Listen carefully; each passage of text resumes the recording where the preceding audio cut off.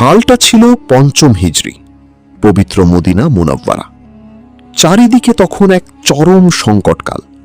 আরবের সমস্ত কাফের শক্তি, ইহুদি সম্প্রদায় এবং বেদুইন উপজাতিরা একজোট হয়ে মদিনাকে মাটির সাথে মিশিয়ে দেওয়ার জন্য ধেয়ে আসছে।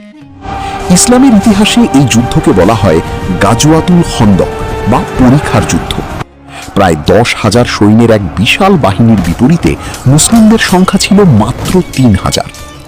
মদিনাকে রক্ষা করার জন্য আল্লাহর রাসূল সাল্লাল্লাহু আলাইহি ওয়াসাল্লাম এবং তার সাহাবীরা মদিনার চারপাশে এক বিশাল পরিখা বা খাল খনন করছিলেন। প্রচণ্ড শীত, পেটে খাবার নেই, ক্ষুধার জ্বালায় সাহাবীরা পেটে পাথর বেঁধেছেন। স্বয়ং রাসূলুল্লাহ সাল্লাল্লাহু আলাইহি ওয়াসাল্লামের পেটেও ছিল পাথর বাঁধা। ঠিক এমন একটি চরম অনিশ্চয়তা আর ক্ষুধার্ত মুহূর্তে পরিখা খননের সময় সাহাবীরা এক বিশাল শক্ত পাথরের মুখোমুখি হলেন। কোনোভাবেই সেই পাথর ভাঙা যাচ্ছিল না। সাহাবীরা ক্লান্ত হয়ে রাসূলুল্লাহ সাল্লাল্লাহু আলাইহি ওয়াসাল্লামকে ডেকে আনলেন।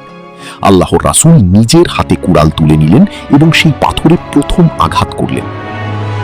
পাথর থেকে বিচ্ছুরিত আলো এবং রোমান সাম্রাজ্যের পতন বার্তা।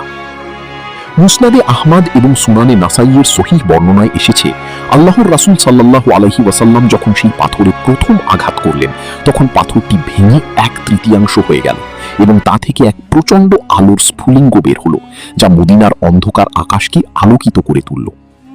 রাসূলুল্লাহ সাল্লাল্লাহু আলাইহি ওয়াসাল্লাম তাকবীর ধ্বনি দিয়ে বললেন, আল্লাহু আকবার, আমাকে শামির, সিরিয়া বা রোমান সাম্রাজ্যের চাবি দেওয়া হয়েছে। আল্লাহর কসম, আমি এই মুহূর্তে এখান থেকে রোমানদের শ্বেত প্রাসাদগুলো দেখতে পাচ্ছি। তিনি দ্বিতীয়বার আঘাত করলেন। আবারও আলো ছিটকে উঠল। তিনি বললেন, আল্লাহু আকবার, আমাকে পার্সিয়ান সাম্রাজ্যের চাবি দেওয়া হয়েছে। আমি এই স্থান থেকে কল্পনা করুন সেই মুহূর্তটির কথা, যেখানে মুসলিমরা নিজেদের জীবন বাঁচানোর জন্য পরিখা খনন করছে। আগামীকাল তারা বেঁচে থাকবে কিনা তার কোনো নিশ্চয়তা নেই। ঠিক সেই মুহূর্তে দাঁড়িয়ে আল্লাহর নবী তৎকালীন বিশ্বের ২ পরাশক্তি রোমান এবং পারস্য সাম্রাজ্য বিজয়ের ভবিষ্যৎবাণী করছেন।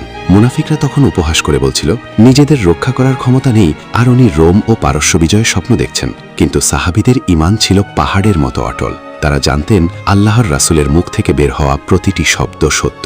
কুস্তন্তনিয়া বা কনস্টান্টিনোপল, বিশ্বের অভেদ্য নগরী। রাসূলুল্লাহ সাল্লাল্লাহু আলাইহি ওয়াসাল্লামের এই ভবিষ্যৎবাণীর অন্যতম প্রধান লক্ষ্য ছিল রোমান সাম্রাজ্যের পূর্ব দিকের রাজধানী কুস্তন্তনিয়া, যাকে আধুনিক ইতিহাসে আমরা কনস্টান্টিনোপল, বর্তমান ইস্তাম্বুল নামে চিনি। তৎকালীন বিশ্বে কনস্টান্টিনোপল কোনো সাধারণ শহর ছিল না। এটি ছিল বিশ্বের সবচেয়ে সুরক্ষিত, ধনী এবং কৌশলগতভাবে গুরুত্বপূর্ণ এক অভেদ্য নগরী। ৩ দিক থেকে সমুদ্র দ্বারা বেষ্টিত এবং একদিকের স্থলভাগে ছিল মাইলের পর মাইল বিস্তৃত বিশালাকার ত্রিমুখী দেওয়াল। এই দেওয়াল এতটাই শক্ত আর উঁচু ছিল যে কোনো বাহিনীর পক্ষে তা অতিক্রম করা অসম্ভব বলে মনে করা হতো। রোমান খ্রিস্টান সম্রাটরা বিশ্বাস করতেন এই শহর স্বয়ং ঈশ্বর রক্ষা করছেন এবং একে জয় করার ক্ষমতা পৃথিবীতে কারও নেই। কিন্তু আল্লাহর রাসূল সাল্লাল্লাহু আলাইহি ওয়াসাল্লাম সেই কুস্তন্তনিয়া বিজয়ের এক অমোঘ এবং মহিমান্বিত ঘোষণা দিয়ে গেছেন। সেই সৌভাগ্যবান আমির ও সৌভাগ্যবান বাহিনী। মুসনাদে আহমদ হাদিস নম্বর ১৮,৯৫৭ এবং আল মুস্তাদরাক আলা সহিহাইনে হযরত বিশার আল খাসকামি রাদিয়াল্লাহু তাআলা আনহু থেকে একটি অত্যন্ত বিখ্যাত ও সহিহ হাদিস বর্ণিত হয়েছে। রাসূলুল্লাহ সাল্লাল্লাহু আলাইহি ওয়াসাল্লাম ইরশাদ করেছেন, লাতুফতাহান্নাল কুস্তন্তনিয়াতু ফালা নি'মাল আমিরু আমিরুহা ওয়ালা নি'মাল জাইশু যালিকাল জাইশ। অর্থাৎ অবশ্যই তোমরা মুসলিমরা কনস্টান্টিনোপল বিজয় করবে। কতই না চমৎকার হবে সেই বিজয়ী আমির, আর কতই না চমৎকার হবে সেই সেনাবাহিনী। এই একটিমাত্র হাদিস ইসলামের ইতিহাসের দিক পরিবর্তন করে দিয়েছিল। আল্লাহর রাসূলের মুখ থেকে এই প্রশংসাবাণী শোনার পর প্রত্যেক মহান মুসলিম শাসক এবং সেনাপতির মনে একটি তীব্র আকুলতা তৈরি হয়েছিল। কিভাবে নিজে সেই চমৎকার আমির হওয়া যায় আর নিজের বাহিনীকে কিভাবে সেই চমৎকার সেনাবাহিনী বানানো যায়। এই একটি ভবিষ্যৎবাণী সাহাবীদের যুগ থেকে শুরু করে পরবর্তী ৮০০ বছর ধরে মুসলিম উম্মাকে এক অপরাজেয় প্রেরণা জুগিয়েছিল। শত শত বীর এই শহরটি জয় করার জন্য নিজেদের জীবন উৎসর্গ করতে প্রস্তুত হয়েছিলেন। কিন্তু কে হবেন সেই মহান সেনাপতি, আর কোন বাহিনী লাভ করবে এই মহিমান্বিত সম্মান? রাসূলুল্লাহ সাল্লাল্লাহু আলাইহি ওয়াসাল্লামের সেই পবিত্র বাণী, কতই না চমৎকার হবে সেই বিজয়ী আমির, আর কতই না চমৎকার হবে সেই সেনাবাহিনী।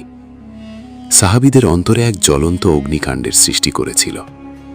মদিনার প্রত্যেকেই চাইতেন আল্লাহর রাসূলের সেই বিশেষ প্রশংসার অধিকারী হতে। আর এই আকাঙ্ক্ষা মুসলিম উম্মাকে ইতিহাসের এক দীর্ঘতম সামরিক অভিযানের দিকে ধাবিত করে।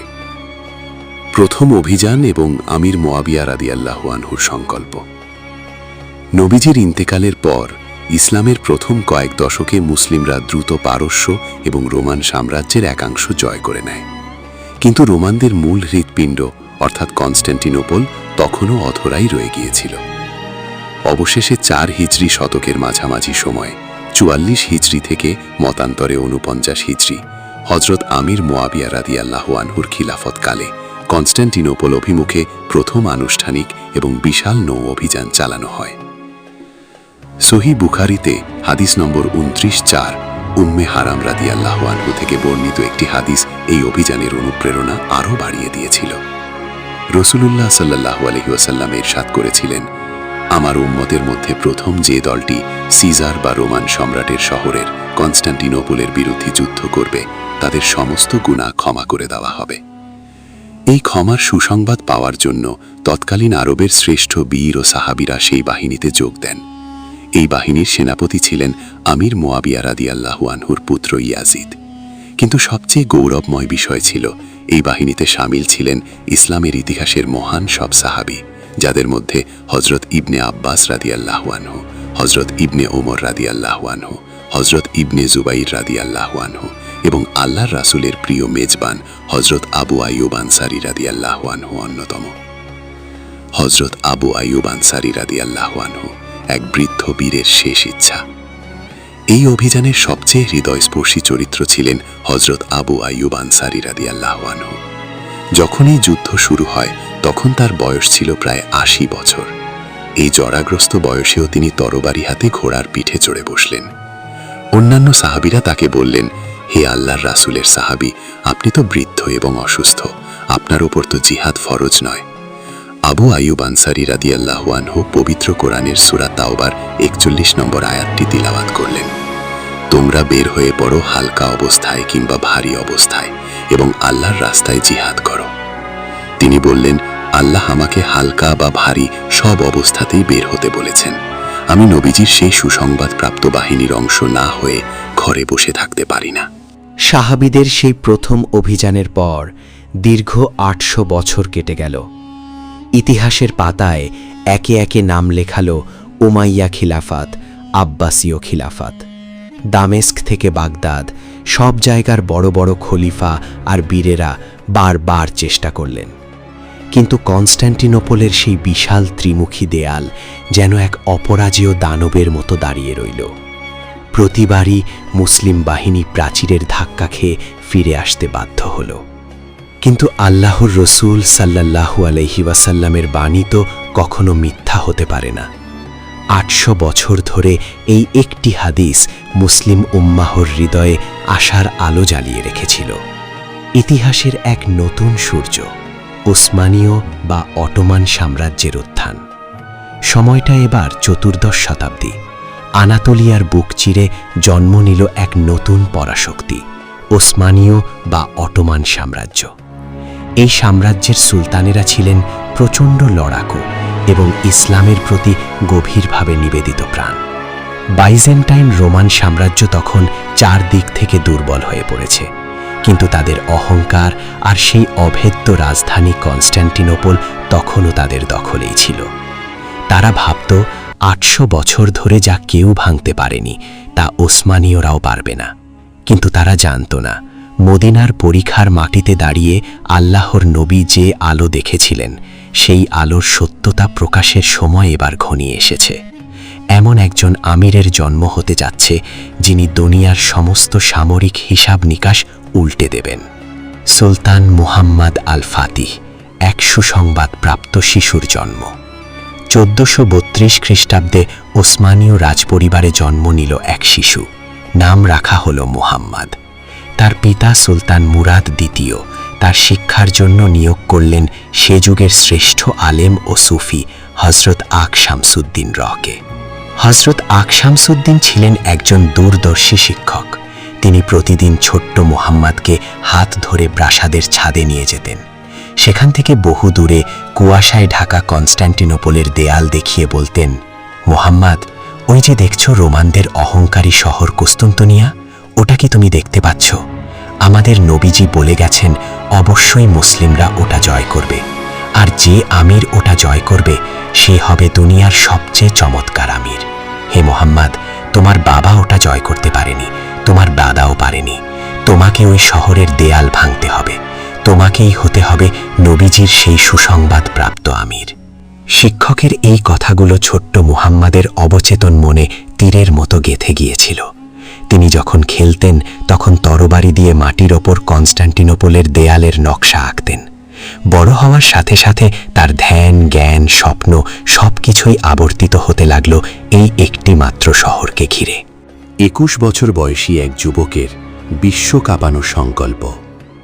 মাত্র 21 বছর বয়সে মোহাম্মদ উসমানীয় সাম্রাজ্যের সুলতান হিসেবে সিংহাসনে আরোহণ করলেন।